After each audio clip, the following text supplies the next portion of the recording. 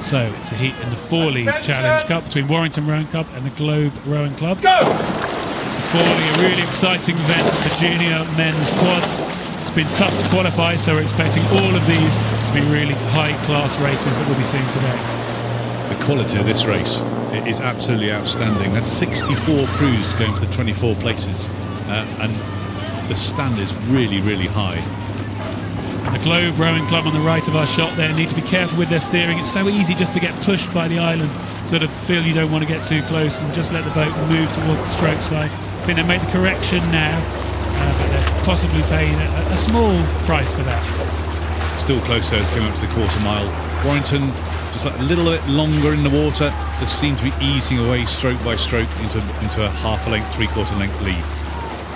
Well, they raced at national schools, the Warrington crew, where they were reasonably successful, finishing 6th in the time trial and getting into the A final. That didn't go as well as they wanted it to do. But they'll have made some changes, they'll have grown some confidence, and we see them. We've moved on now. They've come through Fawley and the crew from Warrington. Look like they've got a little bit of clear water and some control, but the race is still on. Globe is drifting a little bit towards the booms. I think they've corrected now again. A good line. Warrington out to about a 3-length lead now, looking more composed. The Globe crew also raced at the National Schools Regatta, where they finished 4th in the B final, so effectively 10th, where the Warrington crew were 6th. So I guess the form guide would suggest it would be Warrington. The most northerly of the pre-qualified crews, the Warrington crew, they've entered 2 clubs, two crews in this event. Yeah, from the row on the Mersey. Warrington and Globe obviously row in the east of London. Interesting, both row on industrial rivers. And they've got some fantastic stories. Obviously, Globe's history goes back to the Waterman Lytham and the River of Thames, which go back hundreds of years. And there's been rowing on the Mersey for a couple of hundred years too. There's a wonderful story on their website about how in the 1980s a sculler went off up Mersey to find this lovely bit of water for them to row on. It's an amazing story, and their junior section has been superb, both for junior men and junior women over the last few years.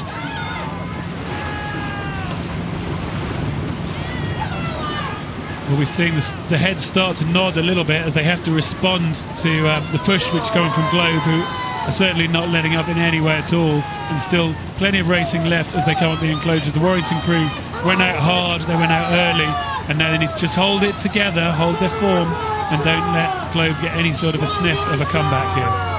And Globe are doing brilliantly because they've had a really hard race yesterday against the lead. They only won by half a length in a time of 6 minutes and 56, so that will be really starting to hurt them now as they're trying to come back on level terms, and they're doing their absolute level best to get back up side by side with Warrington. Well, it's the bowman of the Globe crew who has that rudder attached to his foot, who needs to get the crew to keep on their station, to keep moving back. His opponent also with the rudder in the bow seat of the Warrington crew, Matt Baggerly, has let the crew just wander off the station a bit. The umpire seems happy with their positions on the course as they come in here for their final sprint towards the line. And they're starting to take it up. Warrington 30, sculling at 34 to 35 strokes a minute. Globe an extra 1 or 2 strokes a minute, trying to get back on equal terms. Warrington looking very strong. Nice and synchronised. Though it is wobbling around a little bit. And if you looked at the angles earlier, I think the bowman's slightly out compared to the 3 men in front of him. So there's more to get out of that boat, but still moving that boat really nicely. Well, we see the emblazoned Warrington Wolfpack written on the back of Matt Baggerly's all-in-one rowing suit as they come down towards the line. They've now only got 10 strokes to go as they take their little look over their shoulder and realise they're coming down. They've got a few strokes left towards the line, and Warrington A are in control now of this heat of the last 16 round of the Fawley Challenge Cup. And final look over the shoulder to know they've made it to the line, they've made progress as we see the Globe coming down and passing the finish line now. So confirmation of that win in the Fawley for Warrington Rowing Club over the Globe Rowing Club.